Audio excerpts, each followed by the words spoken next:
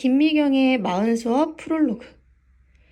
30대까지 우리는 일, 결혼, 출산 등 인생의 중요한 선택을 해나간다. 그때는 선택에 집중하는 중이라 내가 어떤 판을 만들고 있는지 조망하거나 앞날을 제대로 내다볼 수 없다. 마흔이 넘어야 마침내 내가 만든 판, 내 인생의 배치도가 한눈에 들어오기 시작한다. 그런데 이 배치도가 생각보다 복잡하고 입체적이다. 내 선택과 상관없이 태어나면서부터 결정된 부모, 형제의 배치도가 깔리고 그 위에 내가 원해서 선택한 남편, 아이, 커리어, 돈의 배치도가 겹친다. 내가 선택한 적 없는 사건, 사고도 갑작스럽게 배치된다. 고민할 여지조차 없이 운명처럼 받아들여야 하는 일들, 스스로 결정한 잘한 선택과 잘못된 선택들이 차곡차곡 쌓이며 인생 배치도가 완성된다. 내가 마흔에 스스로에게 가장 많이 했던 질문도 이게 맞나 였다. 남들도 나처럼 이렇게 힘들게 사나? 지금 이렇게 고생하면 나중에 뭐라도 되는 게 맞나 였다. 그러나 중요한 것은 이 배치도를 만든 사람도 이 판의 주인공도 다름 아닌 나라는 사실이다. 일이든 돈이든 가족이든 인생에서 하나라도 빼면 나도 함께 빠져버린다. 내 인생의 배치도 자체가 곧 나이기 때문이다.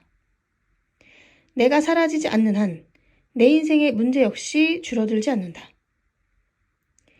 치열하게 40대를 살았음에도 내 인생 배치도에 쌓인 문제가 절반밖에 안 풀렸다니 황당하지만 이게 정상이다. 우리 인생의 수많은 문제들은 저마다 시간 차이를 두고 발생하기 때문이다. 49이 되었다고 모든 일이 동시에 딱 해결되지 않는다. 하루 24시간 안에도 시시각각 맡은 일과 역할이 있듯이 모든 것을 40에 다 우겨 넣을 수 없다. 그러니 인생의 모든 문제를 40에 다 풀고 정점을 찍어야 한다는 생각 자체를 버려야 한다. 괜찮다. 이만하면 잘했다. 딱 절반만 해놓자. 그래도 된다. 실제로 내가 40의 나에게 자주 했던 말이다. 내 문제를 너그럽게 대해야 작은 것도 칭찬하게 되고 내 꿈에 여유를 줘야 다시 시작할 용기가 생긴다. 당신은 인생 절반의 문제를 풀어낸 실력으로 40 이후의 인생도 행복하게 만들어 나갈 수 있을 것이다. 40은 당신의 진짜 인생이 시작되는 시간이다. 1부 오늘도 불안에 지친 40에게. 열심히 살아왔지만 여전히 40대의 나는 하루하루 흔들리고 있었다. 40이 넘도록 나이값을 못하는 것 같아 우울했고 이제는 정말 늦은 것 같아 불안했다. 살아보니 40대가 인생에서 가장 바쁘고 힘들었다. 마치 수능 시험을 앞둔 고3처럼 10년을 살았던 것 같다. 전 국민 공통 과목인 집 사기, 돈 벌기, 아이 키우기에 집중하느라 매일 고단한 육체 노동이 이어졌다. 나도 커야 하는데 아이들도 크면서 시간과 돈이라는 자원을 각자 무섭게 끌어다 썼다. 결혼한 여성들의 경우에는 이 사람만 믿고 살면 되겠구나가 이 사람만 믿고 살다간 큰일 나겠다로 급격히 돌아선다. 꼭 그가 해낼 것 같았던 10년 전 마음은 온데간데 없고 내가 나서서 뭐라도 해야 하지 않나라는 불안감이 밀려온다. 버티다 못한 여성들이 돈을 벌러 나오거나 공부를 다시 시작한다. 우리는 40대를 마지막 힘을 쏟는 인생의 황금기나 정점이라고 생각한다. 그래서 40대에 뭔가를 이루지 못하면 50대와 60대에는 더 이상 기회가 없다고 단정 짓는다.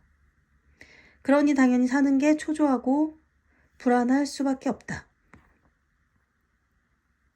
세상은 매일 엄청난 속도로 변하고 있다. 지금의 40은 예전의 40이 아니다. 결혼 연령, 출산 연령 모두 10년 가까이 늦춰졌고 평균 수명 역시 10년 이상 늘어났다. 세상이 달라졌는데도 나이에 대한 우리의 인식은 변화를 거의 따라가지 못해서 아직도 30년 전의 40을 생각한다. 그러니 계산과 박자가 안 맞을 수밖에 없다. 지금 당신이 해야 할 일은 인생 정산이 아니다.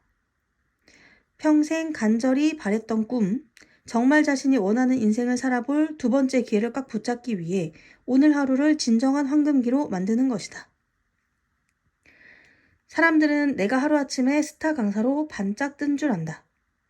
사람들이 나를 알아보기 시작한 건 40대 후반부터였고 이전에 15년 넘는 무명 시절이 있었다는 사실을 잘 모른다. 나의 대표작이라 할 만한 저서들도 대부분 쉰 전후로 썼다. 29부터 40대 중반까지 15년간 나는 아무도 알아주지 않는 무명 강사일 뿐이었다. 확신보다 질문이 더 많았던 40즈음의 내 인생 성적표는 너무나 초라했다. 내가 가진 것은 오직 하나, 수많은 도전을 통해 얻은 경험뿐이었다. 돈을 못 벌면 경험이라도 벌겠다는 생각으로 버틴 덕분에 지금 당장은 뭐가 될지 알 수 없는 수많은 경험과 노하우가 나의 실패 창고에 차곡차곡 쌓여갔다. 당장 쓸모도 없고 돈도 안 돼서 실패 창고에 쌓아두었던 수많은 경험과 노하우, 콘텐츠가 사실 소중한 자산이었다는 것을 나는 깨달았다. 마흔에는 조금만 노력하면 금방 뭐라도 완성될 것처럼 보이지만 소리만 요란할 뿐 막상 들여다보면 내실이 없는 경우가 많다. 하루하루 열심히 사는데 왜 여전히 돈이 없지? 내가 바보같이 살고 있나? 더 열심히 달렸어야 했나? 40대 때 나도 스스로에게 수없이 던졌던 질문이다. 그런데 아무리 주위를 둘러봐도 나만큼 분주히 사는 사람도 드물었다. 그렇다면 결론은 하나다. 하나의 커리어가 무르익어 프로페셔널이 되고 돈을 벌기까지는 물리적 시간이 필요하다는 것이다. 고작 2, 3년 모은 구슬로 목걸이를 만들어 큰 돈을 벌려고 하는 것은 욕심이다. 구슬을 만드는데 15년, 구슬을 꿰는데 15년, 적어도 30년 이상이 걸리는 것이 정상이다. 40대가 되면 부록부터 떠올리며 경제적으로 안정되고 커리어도 정점을 찍어야 한다는 강박에 시달린다. 40대는 아직 한창 더 커야 할 시기이다. 그동안 고생해서 만든 구슬을 가지고 아름다운 목걸이를 만들어야 할 시기이다. 내가 뭐하고 살았나 싶고 초라해 보이는 것은 결코 내가 부족하거나 못나서가 아니다. 59세까지 이룬 것들이 100세까지의 삶의 질을 결정한다. 그러니 인생을 지탱할 수 있는 건강과 체력, 매달 쓸 수 있는 돈, 100세까지 살고 싶은 집, 자존감을 인정받을 수 있는 사회적 위치, 오늘 하루를 즐겁게 보낼 수 있는 취미, 품위 있게 나이 들 수 있는 가치관과 철학까지 60세 이후에 원하는 모습대로 살 수 있도록 인생 계획표를 다시 설정해야 한다. 내가 만난 부자들은 모두 한 분야에서 30년 이상 일한 사람들이다. 이 말은 곧 그들 모두가 50대 이상이라는 뜻이다. 그들이 성공한 비결은 단 하나, 중간에 그만두지 않아서이다. 만약 내가 40살에 강사를 그만뒀다면 지금의 김미경은 존재하지 않을 것이다. 나는 꿈을 중심으로 생애 주기를 다시 정리하기 시작했다. 태어나서 20세까지는 유년기, 20대부터 40대까지의 30년을 첫 번째 꿈을 가지고 뛰는 퍼스트 라이프, 50대부터 70대까지의 30년은 두 번째 꿈을 가지고 뛰는 세컨드 라이프, 그리고 80세부터 100세까지가 노후이다. 지금 40대들은 퍼스트 라이프의 마지막 10년을 사는 중이고 이제 60세가 된 나는 세컨드 라이프의 중반기에 들어섰다. 인생은 황금기를 언제로 규정하는가에 따라 설계 방식 자체가 달라진다. 40대를 황금기로 규정하면 10%만 완성된 상태에서 멈춰야 한다. 본격적으로 성장해야 할 마흔에 오히려 멈추는 것이다. 이는 우리의 현실과 전혀 맞지 않다. 이제는 100세 시대의 황금기를 40대가 아니라 60대로 정의해야 한다. 내겐 60대라는 시기가 황금기를 넘어 두 번째 20살처럼 느껴졌다. 무엇보다 이제부터는 내가 하고 싶은 일, 보고 싶은 사람만 봐도 된다. 퍼스트 라이프는 젊고 아름답고 성장하는 재미가 있지만 하기 싫은 일이 절반이고 싫은 사람과도 얼굴을 계속 봐야 한다. 그런데 이제는 지난 50여 년간 스스로를 위해 준비한 선물 같은 시간, 인생에서 제일 좋은 시절이 온 것이다. 마침내 60세의 최고의 황금기를 맞고 보니 이 모든 것이 나의 치열했던 40대가 준 선물이었다는 것도 알게 되었다. 10년 전 김난도 교수님이 아프니까 청춘이다에서 제시한 인생시계가 화제가 된 적이 있었다. 인생시계란 사람의 일생을 24시간에 빗댄 개념이다. 당시의 평균 수명인 80세를 24시간이라고 볼 때 1년이라는 긴 기간은 고작 18분이 된다. 이렇게 따지면 40은 낮 12시, 열심히 오전 업무를 마치고 점심을 먹으면 정오이다. 40대는 퍼스트 라이프의 마무리이자 세컨드 라이프를 준비하는 인생의 변곡점이다. 퍼스트 라이프의 설레는 꿈을 가지고 나에게서 희망을 발견했듯이 세컨드 라이프에도 두 번째 꿈을 가지고 내 안에서 희망을 발견해 나가자. 앞장이 부실했어도 40이 중간에서 연결만 잘해주면 뒷장뿐 아니라 인생 전체의 서사가 살아난다. 지금 후회되는 것이 있어도 40대의 10년간 그럼에도 불구하고를 써내려가면 된다. 퍼스트 라이프의 핵심 키워드는 성장이다. 가족과 사회라는 단체 안에서 어떻게 나답게 성장할 것인가가 중요한 화두이다. 사회 속에서 경쟁하고 성과를 내기 위해 일에 몰입하며 나의 가치를 키워나가는 것이 중요하다. 그러나 세컨드 라이프에서 핵심 키워드가 바뀐다. 치열했던 단체 안에서의 역할이 축소되면서 개인으로서 어떻게 자존감과 품격을 지키며 살 수 있는가가 중요해진다. 나는 이것을 존엄한 삶이라고 부른다. 자기 결정권을 가진 개인으로서 끝까지 내가 원하는 모습대로 살아가는 것이 존엄한 삶이다. 삶이 존엄해지려면 꼭 필요한 것이 두 가지가 있다. 돈과 철학이다. 두 가지가 모두 있어야 두 번째 꿈이 무엇인지 제대로 답할 수 있다. 당연한 얘기지만 돈이 없으면 자기 결정권을 행사할 수 없다. 아무리 나만의 고귀한 철학이 있어도 지켜낼 수가 없다. 돈 때문에 원하지 않는 일을 해야 하고 돈을 가진 사람에 의해 내 삶이 결정된다. 나를 잘 알고 있는 내 안의 진짜 나, 그 존재를 나는 리얼미라고 부른다. 우리 모두의 마음속에는 내 인생의 중요한 문제에 답해줄 리얼미가 있다. 나를 가장 잘 알고 사랑하며 지혜로운 답을 해줄 존재가 바로 리얼미이다. 리얼미를 만나는 가장 쉬운 방법은 다이어리나 감사일기를 쓰는 것이다. 버킷리스트는 미래를 위한 한 줄짜리 소망일 뿐이지만 나의 오늘을 달라지게 한다. 지금의 삶이 더 이상 가슴 뛰지 않는다면, 팍팍한 현실에 지쳐가고 있다면 10년 후를 기대하면서 버킷리스트를 써보자. 2부 나를 단단하게 만드는 마음가짐. 머리로는 알지만 마음속에서 시시때때로 올라오는 열등감을 막기 어려울 때가 있다. 그럴 땐 어떻게 해야 할까? 비교를 재해석하는 것이 중요하다. 비교하는 것과 비교 때문에 상처받는 것은 완전히 다른 문제이기 때문이다. 나는 대단한 사람들을 보며 비교하는 마음이 불쑥 올라올 때마다 이렇게 해석한다. 인생에 지상이 있으면 지하도 있는 법이다.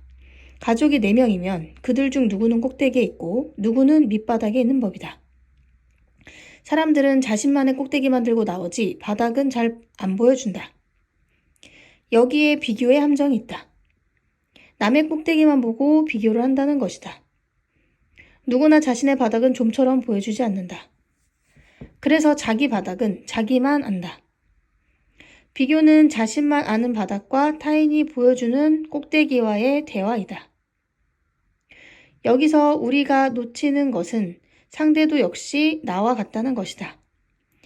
그래서 기나긴 인생의 여정과 사건의 다양성을 놓고 보면 비교는 참으로 부질없는 게임이다. 성인이 된 후 20여 년간 우리는 대학, 직장, 독립, 결혼을 거치며 새로운 시공간에 들어가 적응하느라 스스로에게 질문할 시간조차 없이 바쁘게 살아간다. 20년이 하나의 마디처럼 훌쩍 지난다. 그러다 마음이 자라는 마흔이 되면 첫 번째 사춘기 시절 못지않게 흔들리고 방황하는 것이다.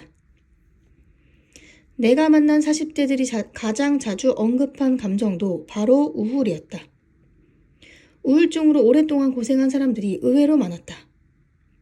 지금 우울감으로 사는 것이 힘겹다면 그것은 내 멘탈이 약해서가 아니다. 지금 내 마음이 크는 중이고 인생에서 너무나 중요한 질문을 하는 중이라고 믿자. 우울이라는 감정을 조금만 걷어내면 그 질문이 선명하게 보일 것이다. 지금 많이 우울하다는 것은 내 안에 잠재된 에너지가 그만큼 강력하다는 반증이다.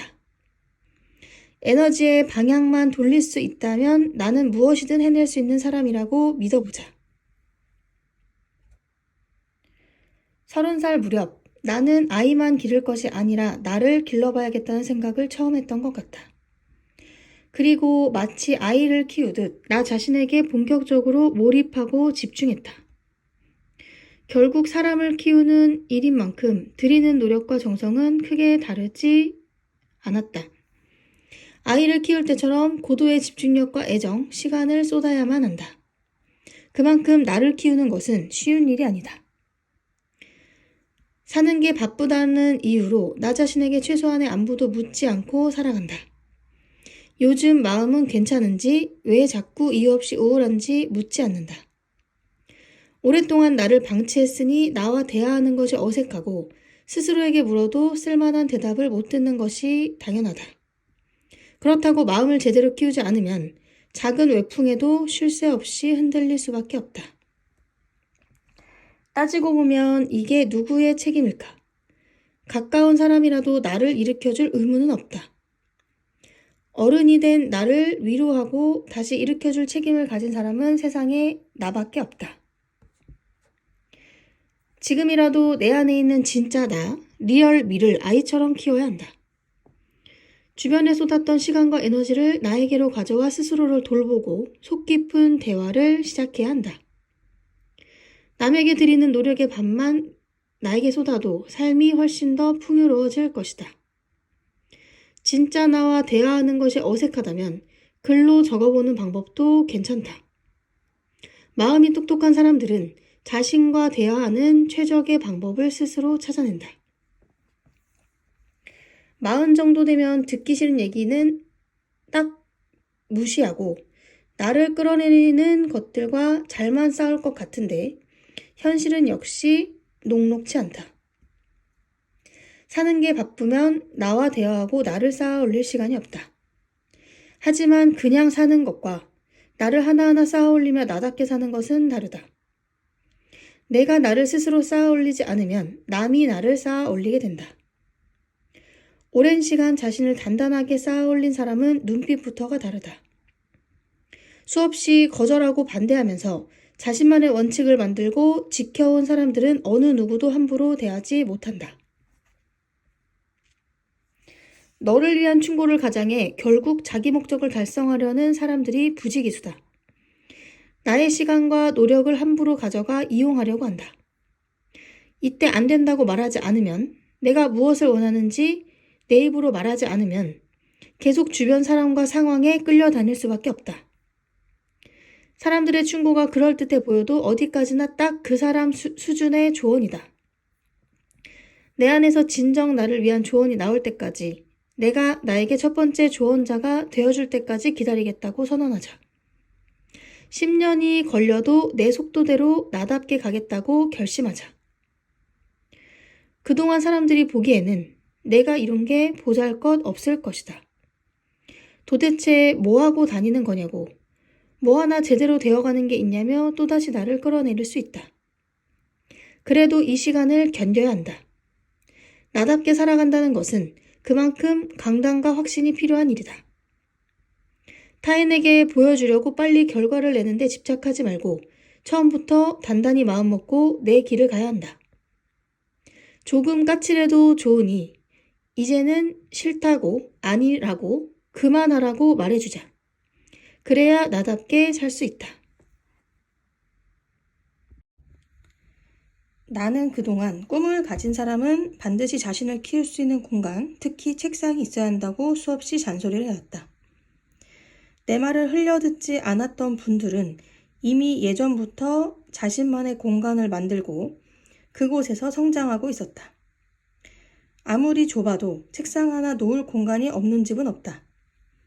거실 소파를 옆으로 밀어내든 식탁 옆에 작은 테이블을 두든 뭐라도 놓고 책에 둘러싸여야 한다. 내 공간에 100권의 책이 있다면 100권만큼 생각이 커지고 1000권의 책이 있다면 1000권만큼의 세상이 내 것이 된다. 책상 하나만 봐도 그가 얼마나 충실히 현재를 살아내고 있는지 설레는 마음으로 내일을 기대하는지가 보인다. 인스타그램에서 엿본 학생들의 책상에는 지금 읽고 있는 다양한 책과 인생 계획표와 목표가 하나씩 붙어 있었고 매일 쓰는 다이어리도 꽂혀 있었다. 이처럼 작은 책상 하나로 그의 루틴이 바뀌고 공부하는 사람, 미래를 준비하는 사람으로 정체성이 바뀐다. 마흔에게 지금 당장 필요한 가구는 소파가 아니라 책상이다. 3부, 인생의 균형을 유지하는 연습. 우리는 사람을 통해 배우고 성장하고 정서적 안정감을 얻는다. 그 중에서도 꼭 필요한 것이 부모에게 받는 무조건적인 사랑이다. 조금 커서는 친구들끼리의 공감과 우정도 중요해진다. 잘 통하는 친구들과 맥주 한잔하면서 얻는 위로 역시 그 무엇으로도 대체가 안 된다. 직장 동료나 업무 파트너들에게 일로서 인정받는 것도 매우 중요하다. 누구든 자신의 생계와 연결된 조직과 커뮤니티 내에서 인정과 보상을 받아야 자신감이 생기고 당당해진다. 마지막으로 빼놓을 수 없는 것이 연인이 주는 사랑이다. 사랑하는 사람이 주는 토닥임은 절친 10명이 주는 위로와는 또 다른 종류이다. 이 4가지 안정감은 모두 다른 사람이 주어야 한다. 어떻게 한 사람이 엄마를 대신하고 친구를 대신하고 직장 동료를 대신하겠는가? 그런데도 우리는 종종 이런 불가능한 일을 상대방이 해주길 바란다. 결혼 전 여자들은 4가지 안정감을 골고루 느낀다. 그런데 결혼하고 아이를 낳으면 상황이 달라진다. 부모님은 멀리 있고 친구들과도 자연스럽게 멀어진다. 육아로 회사까지 그만두면 사회적 안정감을 얻을 곳도 없다. 결국 내 눈앞에 있는 한 남자에게 매달린다. 나는 지금도 엄마의 새벽 기도를 기억한다. 엄마는 일이 안 풀릴 때면 늘 새벽 기도를 했다. 막내 동생이 오랫동안 아팠을 때 엄마의 새벽 기도는 절정에 달했다. 한동안 절망에 빠져있던 엄마는 그렇게 100일 기도를 통해 다시 살아났다. 인생의 돌부리에 걸려 넘어질 때마다 좌절하지 않고 끝까지 자신과 가족을 살려내는 엄마의 태도는 우리 5남매에게 많은 영향을 주었다. 어떤 어려움 앞에서도 함부로 포기하지 않았던 엄마의 투지, 힘들수록 새벽에 일어나 끝까지 자신에게 질문했던 집중력, 그리고 그 답을 현실로 기어이 만들어내는 실천력까지. 매일 보고 배운 엄마의 모습이 누적되어 나 역시 비슷한 위기 상황을 겪을 때마다 자동 반사적으로 해결책을 찾았던 것이다. 아이들은 생각보다 많은 것을 기억한다. 내가 살아왔던 모든 시간이 아이들의 몸속에 저장되어 있다는 것을 새삼 깨달았다. 모든 부모는 매일매일 아이들의 표준값을 만들고 있다. 싫든 좋든 아이들의 스승 노릇을 할 수밖에 없다는 뜻이다. 자녀 교육은 클래스가 아니라 부모의 태도로 가르치는 것이다. 클래스는 밖에서 전문가에게 배우는 게 훨씬 낫다. 아이 셋을 키운 나에게 자녀 교육이 무엇이냐고 묻는다면 나는 한마디로 이렇게 말할 것이다. what이 아니라 how를 가르치는 것이라고. what은 자녀 교육에 필요한 과목이고 how는 살아가는 태도를 말한다. 아이들이 부모를 존중하지 않는 이유는 how를 알려주지 않으면서 what에만 집중하기 때문이다. 가난한 집안에서 종종 훌륭한 인재가 나오는 것은 부모의 하우가 괜찮았기 때문이다. 자녀가 부모의 괜찮은 부분을 자기 인생의 표준값으로 만들었기 때문이다. 잘 되는 집안을 보면 대부분 부모의 하우가 남다르다. 부모의 살아가는 태도가 집안의 기본 실력이 되는 것이다. 부모로부터 마음의 선물, 태도의 선물을 많이 받은 아이들은 삶을 살아가는 표준이 다르다. 부모의 노릇이 무엇이 아닌 어떻게를 물려주는 것이라면 우리는 아직 성실히 멋지게 살아내야 할 시간이 충분하다. 사람 일은 아무도 모른다. 지난 30년간 성인 교육을 해온 나의 결론은 어른들은 3년만 공부해도 완전히 다른 사람이 된다는 것이다. 아이들은 3년을 가르쳐도 결과가 안 나오지만 어른들은 바로 결과물과 수익을 낸다. 자신에게 투자하는 것에 죄책감을 느낀다면 부모 역할을 잘못 배운 것이다. 아이들도 인재지만 어른들도 인재이다. 내가 볼 때는 부모 인재들이 훨씬 더 많다. 20대 이후에 제대로 큰 적이 없는 내 40에라도 한번 제대로 성장해봐야 하지 않을까. 한창 벌고 있는 40, 지금이 기회다. 눈앞의 현실만 보며 아이들에게만 투자하지 말고 성장 잠재력이 가장 높은 나의 미래에 제대로 투자하자. 우리는 좋은 습관을 갖는 것이 얼마나 중요한지 잘 안다고 생각한다. 꾸준함이 최고의 성공 비결이라는 것도 머리로는 안다. 사실상 우리는 습관이 가진 진짜 위력을 절반도 알지 못한다. 습관이 가진 가장 놀라운 힘은 나 자신에게 몰입하게 해준다는 것이다. 우리는 생각보다 자신과 멀리 떨어져서 지낸다. 바쁜 일상에 쫓기듯 살다 보면 내가 뭘 하는지 마는지 관심이 없다. 그런데 좋은 습관 하나가 몰입을 경험하게 해주고 나의 숨겨진 능력을 발견하게 해준다. 결과적으로 습관은 평범한 나를 비범하게 만들어준다. 정말 이루고 싶은 꿈이 있다면 꿈과 관련된 습관에 무식할 정도로 강하게 몰입해야 한다. 일단 한번 제대로 습관을 만들고 나면 자신감이 생기면서 다른 인생 문제들도 이렇게 풀면 되겠다는 확신이 든다. 세상이 아무리 복잡해 보여도 꾸준함으로 안 풀리는 문제는 거의 없기 때문이다. 습관은 평범한 사람이 성공할 수 있는 유일한 방법이다. 새벽 기상이든 다이어트든 공부든 뭐라도 꾸준히 하면 완전히 다른 사람이 된다. 꾸준함 자체가 브랜딩이 된다. 4부, 두 번째 세상과 나를 연결하는 법. 직장인들은 회사 안에 있을 때는 내가 가진 구슬 10개 중 7개가 회사 소유라는 것을 잘 모른다. 퇴사하고 7개가 떨어져 나갔을 때야 비로소 현실을 실감한다. 회사가 가진 시스템과 안정감이 내 일상과 멘탈 유지에 얼마나 큰 영향을 미치는지도 잘 모른다. 퇴사 후 불안을 몸소 겪은 후에야 회사가 든든한 울타리였음을 체감한다.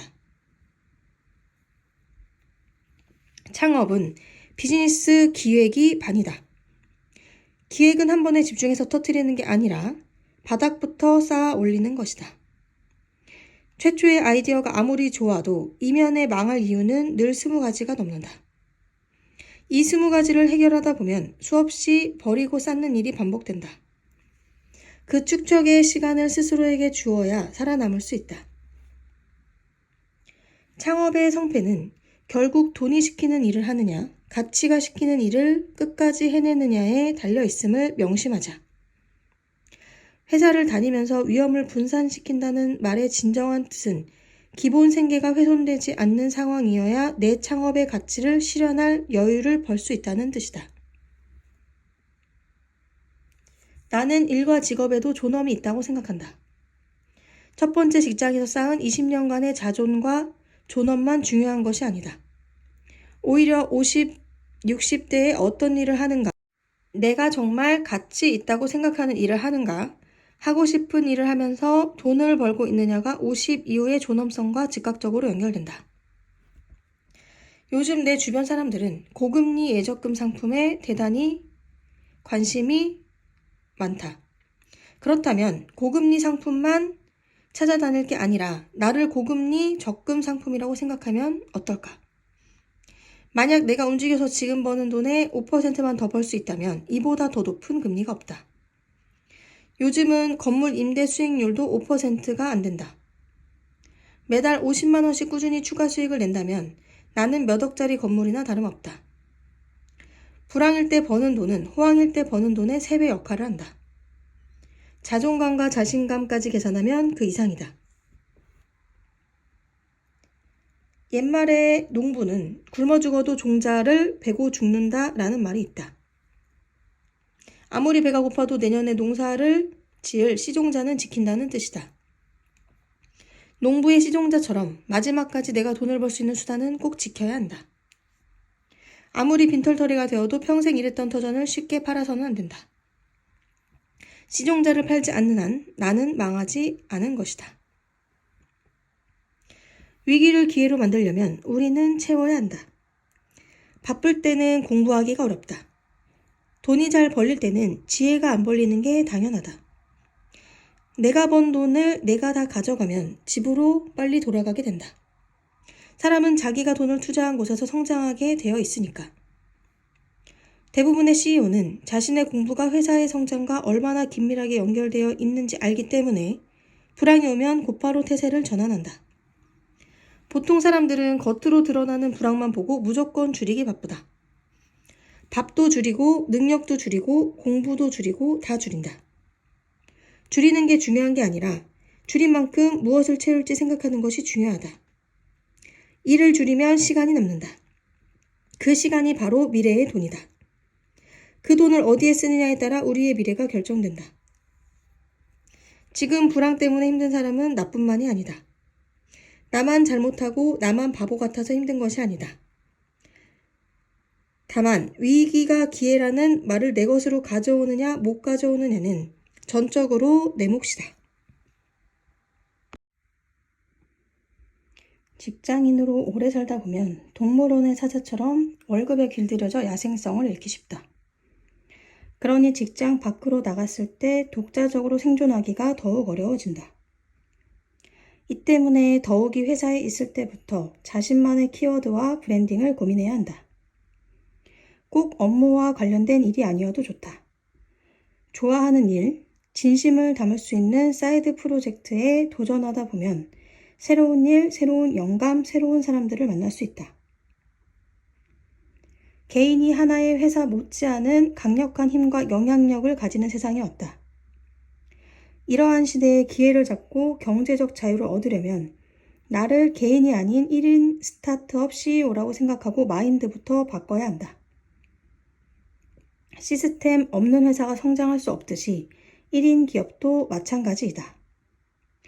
회사에 있을 때는 한 가지만 잘해도 살 수 있지만 야생에서 살아남으려면 기획, 개발, 운영, 마케팅 4가지 역량 전부 있어야 한다. 내가 처음 미래 여성 연구원이라는 1인 기업을 만들었을 때 내가 가진 역량이라곤 기획력밖에 없었다. 직원이라곤 나밖에 없으니 운영도 당연히 내 몫이다. 혼자서 지속적으로 고객을 끌어들일 수 있는 이벤트를 준비하고 장소를 예약하고 문의 전화를 받고 비용 정산도 했다. 매일 밤을 새며 강연 상세 페이지를 만들고 사진과 영상을 찍고 편집했다. 그렇게 기획, 개발, 운영, 마케팅 4가지 능력 전부를 어느 정도 쌓기까지 10년은 넘게 걸린 것 같다. 독보적인 스페셜리스트가 아닌 한 전체를 보는 시야와 타이밍을 놓치면 직장인의 가치는 갈수록 떨어진다. 전체를 볼 줄 아는 소수의 사람만이 최고 경영자가 되거나 임원이 될 수 있다. 자본금이나 코어 콘텐츠 없이도 누구나 도전해볼 만한 비즈니스가 있다. 바로 커뮤니티이다. 커뮤니티는 자본금이 필요 없다. 열정과 끈기, 시간만 있으면 된다. 나만의 차별화된 코어 콘텐츠가 있다면 커뮤니티를 만드는 데 유리하겠지만 없어도 상관없다. 커뮤니티 비즈니스의 핵심은 사람들을 돕는 것이기 때문이다. 사람들에게 유용한 무엇인가를 준다든가, 불편했던 기존의 방식을 더 쉽게 바꿔준다든가, 사람들이 원하는 것을 실현할 수 있게 도와주는데 커뮤니티의 가치가 있다. 그래서 커뮤니티 비즈니스에서 가장 중요한 것은 다름 아닌 소통 능력이다. 사람들이 커뮤니티 내에서 서로 도움을 주고받으며 원하는 것을 얻을 수 있도록 분위기를 만들고, 사람들의 의견을 경청하고 소외되는 사람이 없도록 챙기는 능력. 이 정도의 소통 능력만 있으면 누구나 커뮤니티를 만들고 잘 이끌어 나갈 수 있다. 다만 커뮤니티 비즈니스에서 가장 중요한 것이 사람임을 잊어서는 안 된다. 커뮤니티 멤버들이 잘 되도록 돕는 것이 비즈니스의 핵심이기 때문에 신뢰와 지속성이 가장 중요하다. 지금 당장 월급만큼의 돈을 벌겠다는 목적을 가지고 있다면 커뮤니티 비즈니스는 적합하지 않다. 그 대신에 길게 보면서 사람들도 돕고 나도 수익을 얻으며 자존감 있게 세컨드 라이프를 만들고 싶다면 강력하게 추천한다.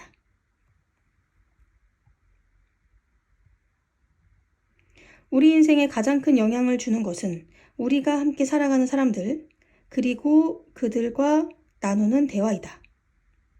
언뜻 보면 평범해 보이는 말이지만 당신을 초대합니다라는 책을 쓴 존 리비에게는 인생을 바꾼 한 줄이다. 어린 나이에 가장 중요한 성공의 비밀을 알아내고 10년 동안 이 한 가지에 집중한 그의 통찰과 끈기가 놀라웠다. 그의 이야기를 듣고 보니 주변에 성공한 사람들, 어떤 어려움과 변수에도 끝까지 살아남은 사람들에게는 한 가지 공통점이 있었다. 모두 연결의 규제라는 점이다.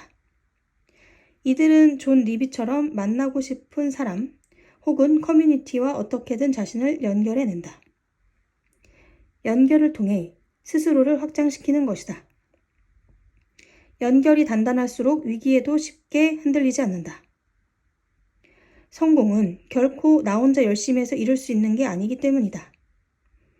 내가 벌어야 할 돈을 갖고 있는 주체도, 돈을 가진 사람과 연결해주는 대상도 사람이고, 나를 다음 단계로 밀어 올려주는 것도 사람이다. 그러니 우리는 부지런히 누군가를 만나 씨를 뿌려야 한다. 언제 싹을 틔울지 모르지만 일단 만남을 통해 나라는 씨앗을 상대방의 마음속에 심어두는 것이다. 물론 싹이 죽을 수도 있다. 명함을 주고받았어도 얼굴과 이름이 기억나지 않으면 이미 그 싹은 죽은 것과 다름없다. 뭔가 하나라도 상대방과 연락을 주고받거나 도와줘야 비로소 싹이 돋아나기 시작한다.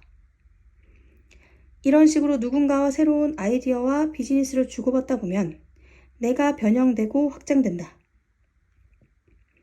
세컨드 라이프를 위한 새로운 커리어, 새로운 비즈니스를 구상하고 있다면 내가 지금 누구에게 확장의 씨앗을 뿌려야 하는지, 나와 함께 씨를 뿌려줄 부캐가 있는지부터 살펴보아야 한다.